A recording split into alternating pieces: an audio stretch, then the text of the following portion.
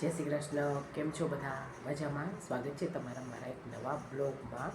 બસ 2 દિવસથી જો મેં શૂટ નહોતું કર્યું, પણ 2 દિવસથી છે ને થોડીક તબિયત પણ નરમ ગરમ, શરદી જેવું થઈ ગયું હતું અને મસાલા કરવા જવાનો હતો. તો જો મસાલા કરી આવી, પણ મેં ત્યાં થોડુંક શૂટ કર્યું હતું, તો તમને એ પણ હું અત્યારે એ થોડીક ક્લિપ મૂકીશ.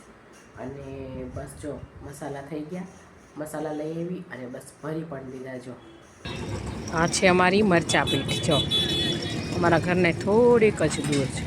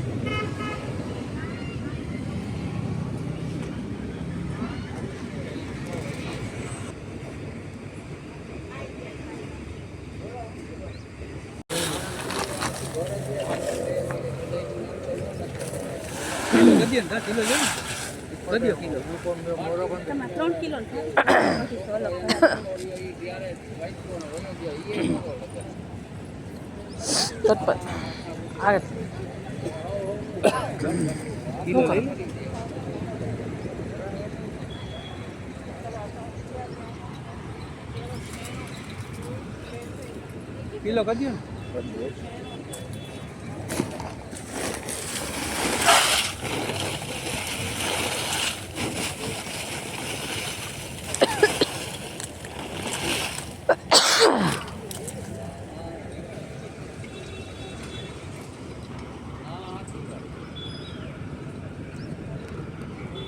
અહીંયા જો પછી અમારો મસાલા દળે છે. મરચું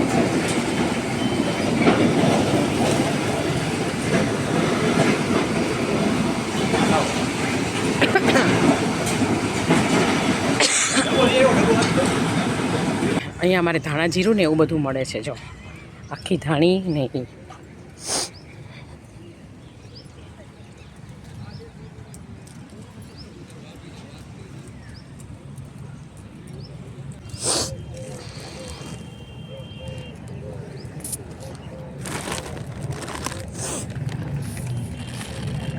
તમને ખબર પડે ધાણી કેવી ઝીણી હોય ધાણી. સારી છે? આ ઓલા ભાઈને પૂછવું પડશે. મને આ ધાણી ઓછી ખબર પડે.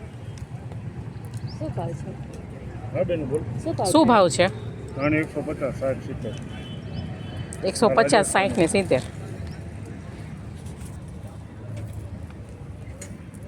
સુગંધ અને મીઠાશ લો.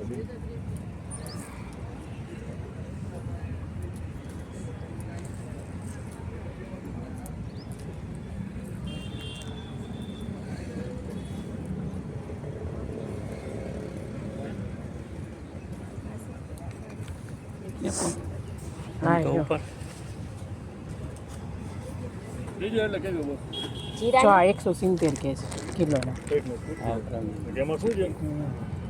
જીપી બાબા પાસે ફોન કરું એક આ કેસેટ એવી ચોટાડી દે ને. એક સેકન્ડ લો બેની. કાંઈ વાંધો નહીં. બસ જો આ તે થોડુંક જો મેં શૂટ કર્યું હતું એ મેં તમને બતાવ્યું. અને બીજું બસ મારે છે ને ગયા વર્ષનું થોડુંક બધું પડ્યું હતું, એટલે મેં બહુ બધા મસાલા નથી કરાવ્યા, થોડા જ કરાવ્યા. કિલો મરચું, કિલો ધાણા જીરું અને 500 જેવી હળદર છે. મારે એટલું નહોતું કરાવવું, પણ ઘંટીવાળા કે એટલું તો તમને મેં દળી નહીં દઈએ, એટલે મારે કિલો કલાક કરાવવું પડ્યું. અને મરચું તો મેં કિલો જ કરાવ્યું છે, કેમ કે અથાણામાં નાખવા માટે આપણે જૂનું મરચું યુઝ ન કરીએ, એટલે શું એના માટે મેં થોડું નવું મરચું લીધું છે. તો બસ અને મસાલા બસ જો ચાળી લીધા, ભરી લીધા, તેલ પણ દઈ દીધું અને મરચું પણ ભરાઈ ગયું છે. બધાય મસાલા ભરીને રાખી દીધા છે. બસ જો અને હવે ઘઉંનો વારો લેવાનો છે. બસ હવે હું ઘઉં લઈશ અને ઘઉં સાફ કરીશ, કેમ કે એ પણ મારે બાકી છે હજી. બસ જો તો કેવો લાગ્યો તમને અમારો બ્લોગ? જો તમને અમારો બ્લોગ ગમે તો લાઈક કરજો, શેર કરજો અને સબસ્ક્રાઈબ કરજો. આવજો. જય શ્રી કૃષ્ણ.